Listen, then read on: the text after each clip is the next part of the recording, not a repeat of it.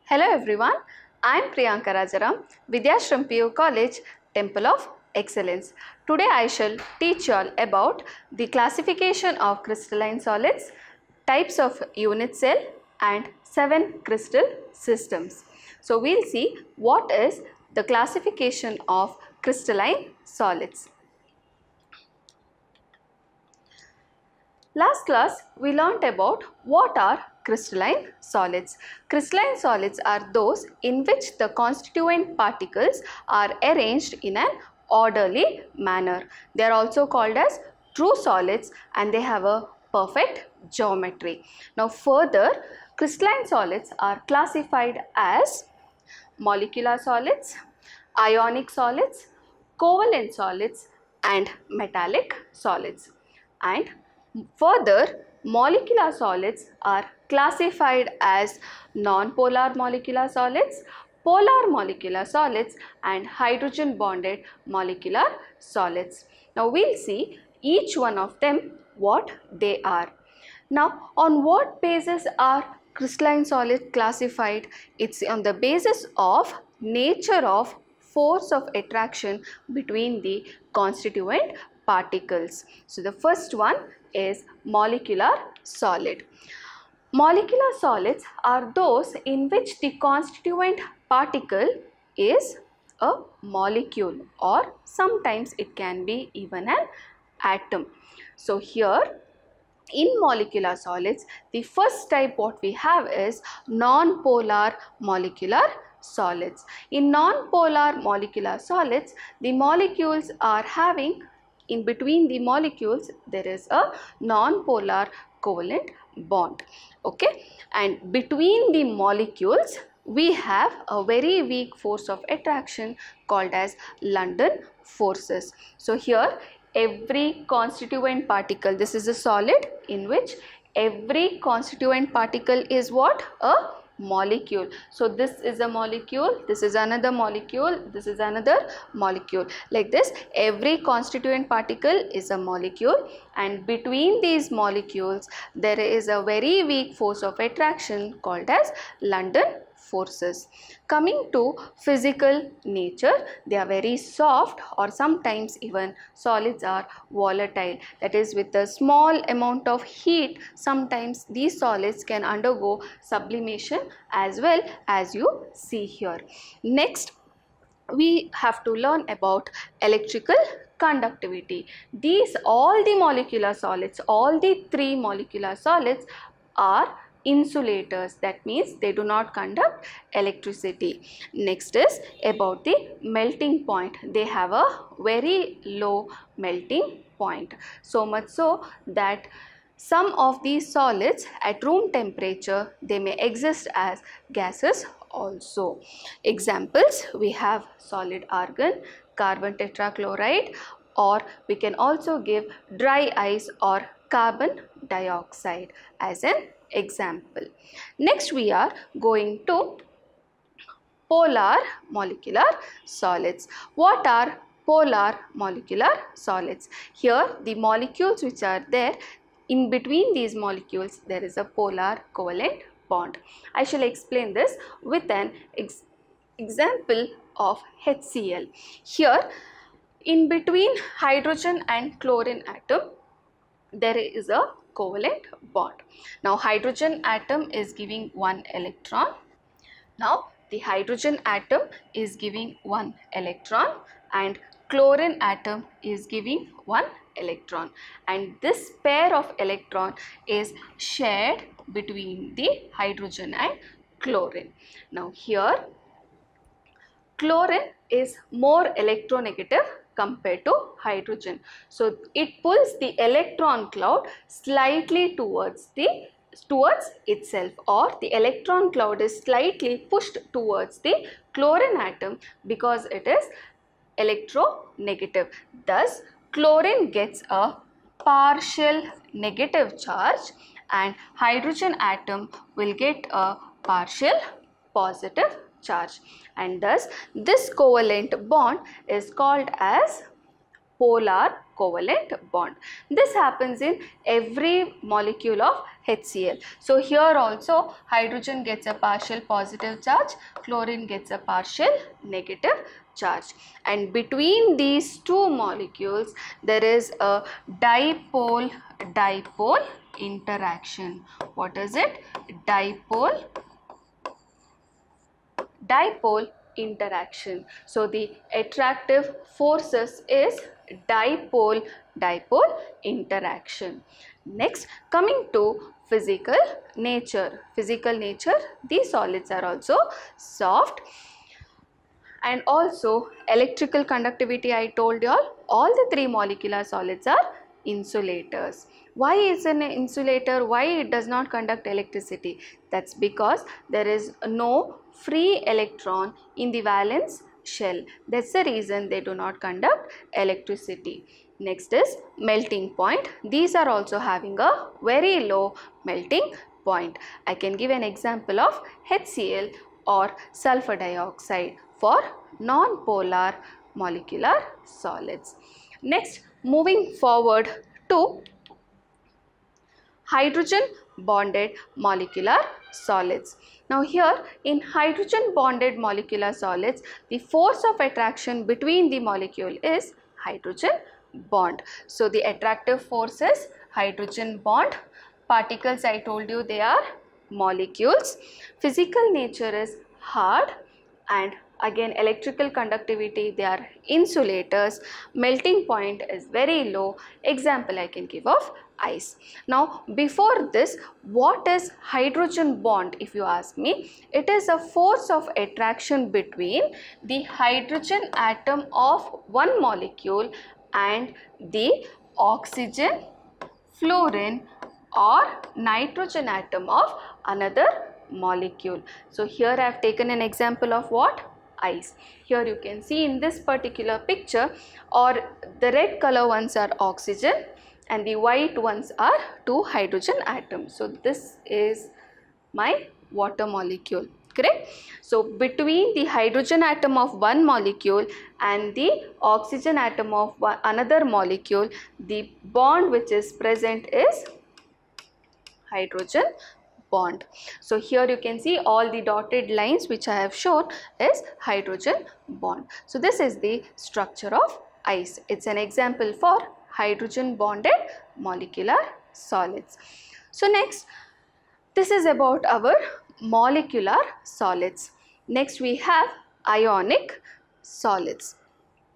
Ionic solids, the constituent particles are ions. Here you can see constituent particles are ions. What is the force of attraction? Electrostatic force of attraction or Coulombic force of attraction. That means between the cation, here I have taken an example of sodium chloride. Positively charged are sodium ions, negatively charged are chloride ions, where sodium has lost an electron and got a positive charge, chlorine has taken up an electron, has got a negative charge. Between these two, what kind of force of attraction is there? Electrostatic force of attraction is present. These ionic solids are hard and brittle. They have a very high melting point. When it comes to electrical conductivity, what is it? Electrical conductivity. In the solid state, they do not conduct electricity because these ions are in the fixed position. They cannot move. That's the reason in solid state they do not conduct electricity. But whereas if these solids are dissolved in an aqueous solution to get an aqueous solution, then they will conduct electricity. Why? Now once they go into the solution form, the ions are free for movement and thus they can conduct electricity. So coming to the properties, constituent particles are ions, attractive forces, electrostatic force of attraction, they are hard and brittle. In the solid state, they are insulators, whereas in the molten or in the solution state or when they are dissolved in water, they can conduct electricity. They have a very high melting point. Example, the simple one to remember, it is a table salt, sodium chloride. Next is coming to covalent solids. In covalent solids, the constituent particles are atoms. Okay, and the force of attraction between them is a covalent bond. That's why they are called as covalent solids. Now, nature, if you see, they are very hard and brittle. For this, we can take an example of diamond, but there are some exceptions in which some of the covalent solids are also soft. Example, graphite. It's a covalent solid, but still they are very soft. Electrical conductivity, they are insulators, again with an exception of graphite where it can conduct electricity. Also, there are some of the other solids also which may conduct covalent solids which may conduct electricity, but we have to learn the exception as graphite.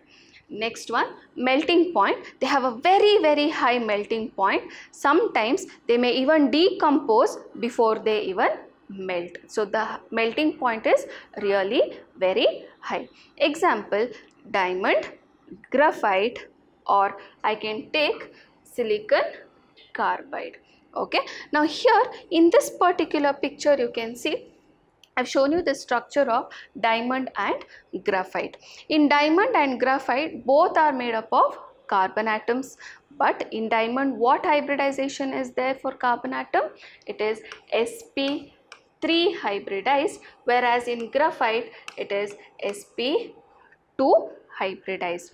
Here it has got a tetrahedral structure. One carbon atom is bonded to 4 different carbon atoms, and thus here these covalent solids, as they are having a long chain of network, they are also called as network solids, or sorry,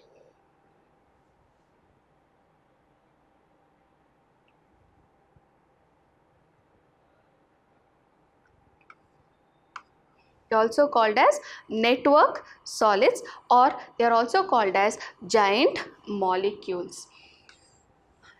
Here, why is it so? Because they are having a long chain in which there are many carbon atoms are bonded with one another. For example, we can see graphite, it is diamond, which is sp3 hybridized. Also, graphite is an exception when it comes to the physical nature and electrical conductivity. Why? Because of the hybridization. When carbon atom is sp2 hybridized, it has got a planar structure, and also it has got that one electron in the 2p orbital which is unhybridized, correct, and this electron gets delocalized, and because of this electron they can conduct electricity, and because of the nature, that is its planar, they can slip over one another, and that's the reason they are soft, and also they are very good lubricants which is used extensively. So that is an exception where you have to remember is graphite, where they are soft and also they can conduct electricity. Okay, whereas diamond is really hard, they have a very high melting point. Also in diamond the carbon atom is sp3 hybridized. So this is about our covalent solids. Next is metallic solids. What are metallic solids? Metallic solids have metallic bond in them. Here you can see there are electrons which is moving around. Okay, there is we call it as a sea of electron, and metals are present as positively charged kernels. This is positively charged kernels. We call it as kernels. And the electrons in the valence shell. Now for example, you take a metal. When the metal atoms are placed very close to one another, in the d orbital, the valence electrons which are present, they are not very tightly attracted towards the nucleus, and these electrons can get delocalized very easily. That means it can jump from one of the atom to another atoms, and because of that the metal will get positive charge, and then we call them as kernels, and it looks like these electrons, as it can jump from one to another very easily, it looks like a sea of electron. These positively charged ions are dipped in a sea of electron. Such kind of an arrangement of metal ions in a sea of electron is called as metallic bond, and such bonds are present in our metallic solids. So you have constituent particles, if you see, orderly collection of positive ions surrounded and held together by a sea of electrons. Next we have attractive force, it is metallic bond. Next is physical nature. We all know metals are really hard, but it can be drawn into wires or it can get molded into different shapes. Thus we call them as they are highly malleable and ductile. Also they are very good conductors of electricity. We know that in our wires there are copper which is present, thus they can conduct electricity. They are very good conductors of electricity, and they also have thermal conductivity. Their melting point is again very high. Example, you can name any metal, iron, copper, etc. But they have a different kind of a bond which is called as a metallic bond. The positively charged kernels are dipped in a sea of electrons. Okay. The electrons are the valence electrons, that is in the valence shell, that d orbital electrons which is there, that is the one which is just freely moving or they have got delocalized. Okay. That is about our metallic bond. Next we have just a revision, a small revision about the different types of crystalline solids. The first one we have molecular solids, non-polar, polar, hydrogen bonded. You see constant particles, all are molecules itself. For all the three it is molecules itself. Then we have attractive force. In non-polar molecular bond, molecular solids we have London forces. Polar we have dipole-dipole interaction. Hydrogen bonded molecular solids we have hydrogen bond. You can remember any one of the easiest example which is very easy for you all to remember. Next you can see physical nature. The first two are soft, that is polar and non-polar are soft, whereas hydrogen bonded are usually hard. Electrical conductivity, all the three are insulators, and when it comes to melting point they have a very low melting point. Next we have ionic solids. Ionic solids, constituent particles are ions. Force of attraction is electrostatic force of attraction or Coulombic force of attraction. Example I can give sodium chloride. Nature, they are hard but they are very brittle. Electrical conductivity, they are insulators in solid state, but they are very good conductors in molten or in the aqueous solution. Melting point is high. Next we have metallic solids. Metallic solids, they are positive ions in the sea of delocalized electrons. The bonding, such type of a bonding we call it as metallic bond. You can give any example of any metal, iron, copper, magnesium. Okay, they are hard but they are malleable and they are ductile. They are very good conductors of electricity in the solid state as well as the molten state. Their melting point is fairly high. Last one is our covalent or network solids. They are also called as giant molecules. They are made up of atoms. They have covalent bond. Example I can give diamond, graphite, quartz, okay, silicon carbide, etc. They are very hard. Exception I have graphite. Please remember this exception, that is graphite is soft. They are insulators. Again an exception, we have graphite which is a conductor and they have a very high melting point. So this is about the classification of our crystalline solids. Next we are going to see how are these particles, constituent particles arranged, and what is a unit cell or what is our crystal lattice. Okay, so we know in solids the particles are arranged in a very orderly manner. So how exactly these particles are arranged? You know, what is the meaning of crystal lattice and what is a unit cell? So the next one is, what is a crystal lattice?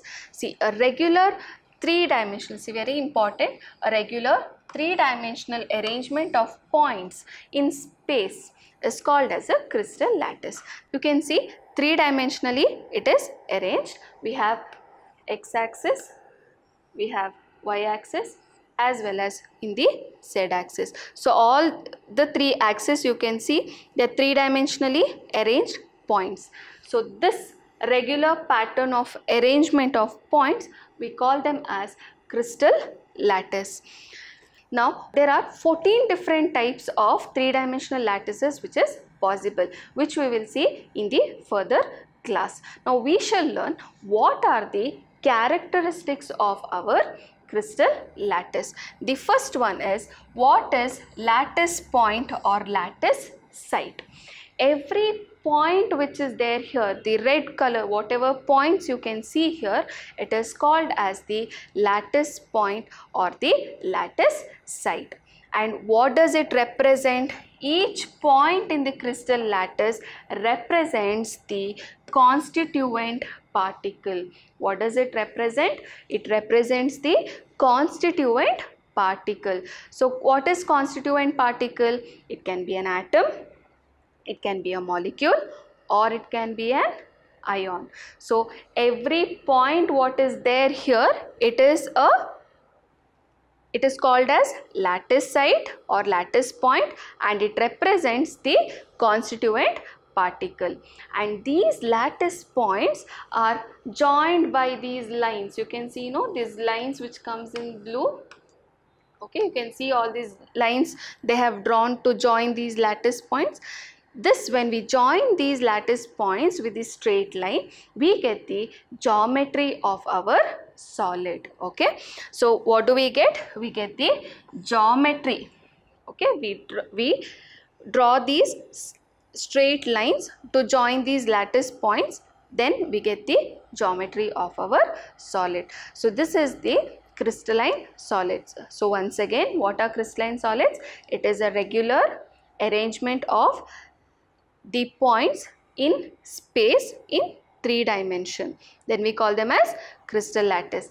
Each point is called as lattice point or lattice site. And what does it represent? Each lattice point represents the constituent particle.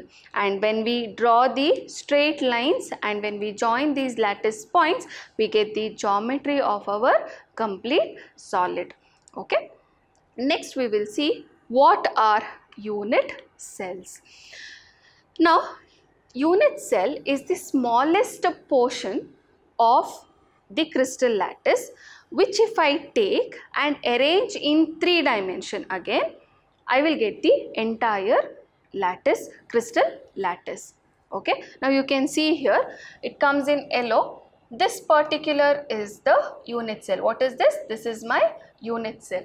Now if I take that and if I arrange them three dimensional, you can see same way there is one cube behind, one cube next to it, one cube below it. So if I arrange it three dimensionally, okay, the smallest portion if I take and if I arrange it three dimensionally, I will get my complete crystal lattice. So here unit cell is the smallest portion of a crystal lattice, which when repeated in different direction generates the entire lattice, and 6 parameters for our unit cell. So what are these parameters for our unit cell? So here you can see 6 parameters are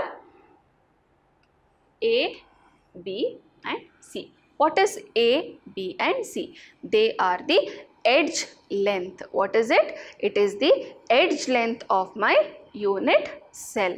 And alpha, beta and gamma. What is it? These are the angle between the three edges. That is, alpha is the angle between C and B.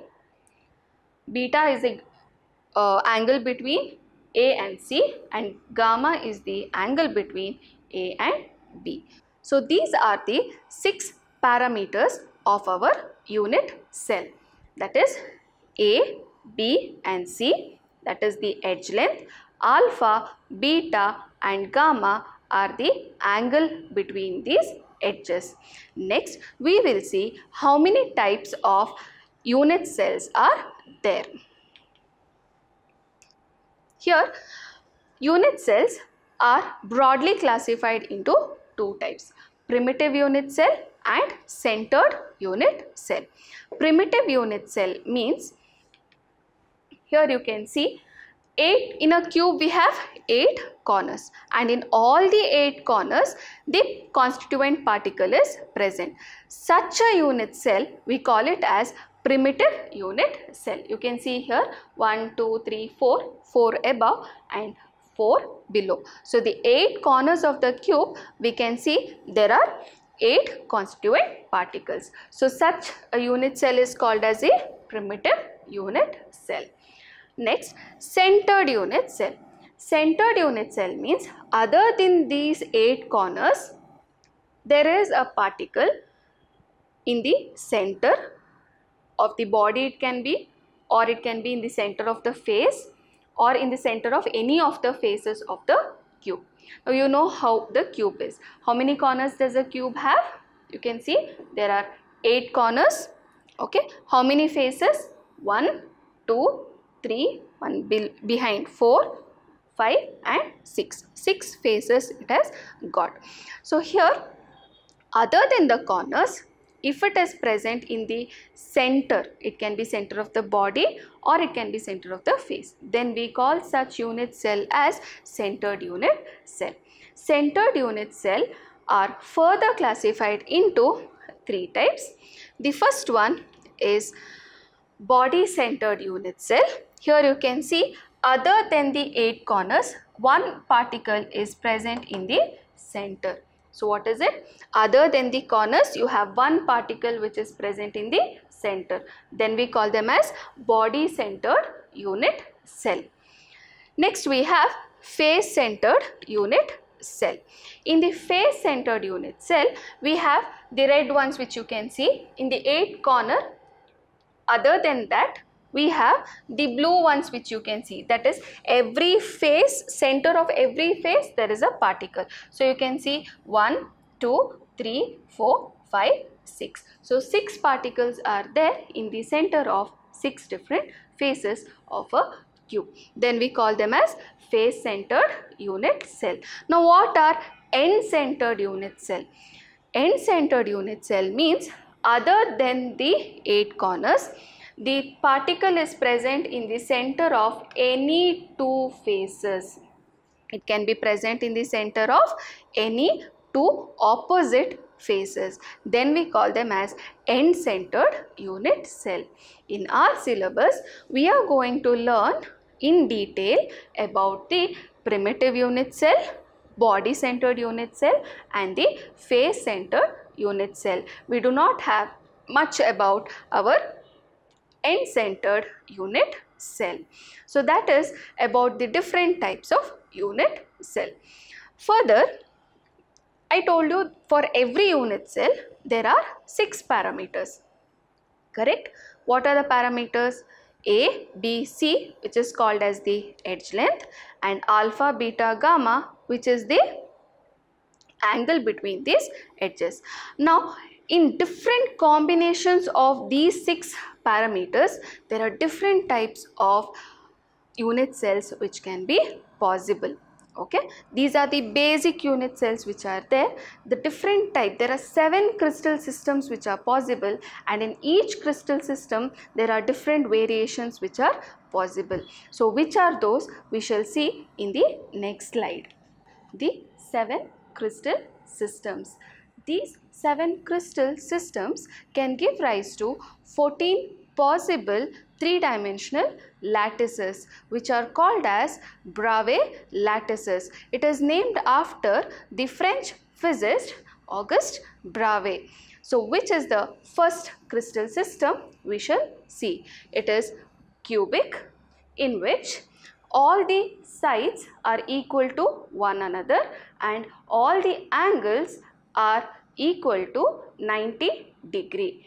It gives three possible variations, that is primitive unit cell, body centered and face centered. The example for cubic crystal system we can give as NaCl. The next one is